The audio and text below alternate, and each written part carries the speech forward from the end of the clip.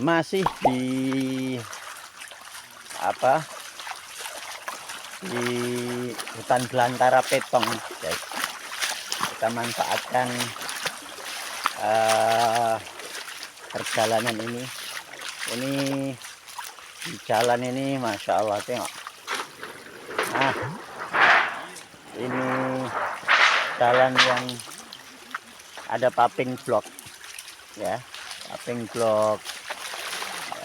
Tapi penuh dengan air hujan melintas.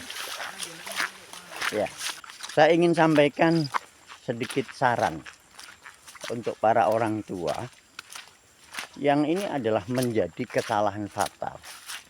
Apa itu? Orang tua hanya bisa menyuruh, melarang, ya, menyuruh, melarang, memarahi, membandingkan, memaki, mengancam, menghukum. Ada 7. Ya. Jangan sampai orang tua itu hanya bisa tadi, ya, mengancam, memarahi, menyuruh, memerintah, menghukum, membandingkan, memaki, dan sebagainya.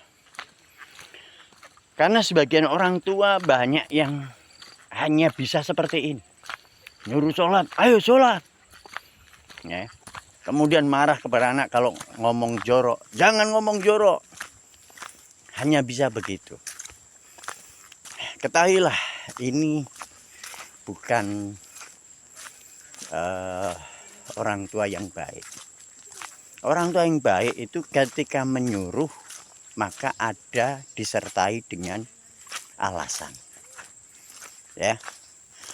Sebagaimana Luqman Hakim di surat Luqman itu dijelaskan, Allah perintahkan wa wasainal insana biwalidayhi. Kami perintahkan manusia itu untuk berbuat baik kepada kedua orang tuanya. Hamalathu ummuhu wahnan ala wahnin. Nah, kemudian Allah memberikan alasan. Ibunya telah mengandungnya. Kelemahan di atas kelemahan. Gitu ya. Lemah di atas kelemahan. Wa fisaluhu fi amain. Dan menyusuinya sampai 2 tahun. Ini ketika Allah memerintahkan manusia untuk berbuat baik kepada orang tua, ada alasan. Ada alasan. Demikian juga ketika Allah melarang, ya, itu disertai alasan. Ya. Ya bunayya la tusyrik billah inna syirka la dzulmun azim. Wahai anakku, kata Luqman, jangan kamu menyekutukan Allah. Sesungguhnya menyekutukan Allah itu adalah dosa paling besar. Itu ada alasan. Jadi ayah dan ibu, para orang tua, jangan hanya bisa menyuruh dan melarang.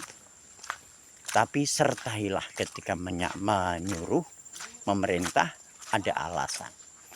Itu yang akan membangun kesadaran anak. Ya. Demikian juga ketika melarang, itu disertai dengan alasan. Itu membangun kesadaran anak. Oh iya, ini dilarang sama ayah karena begini. Oh iya, ini dilarang sama ibu karena begini. Ini diperintahkan oleh ayah karena begini. Itulah orang tua yang akan selalu bisa membangun keakraban dengan anak.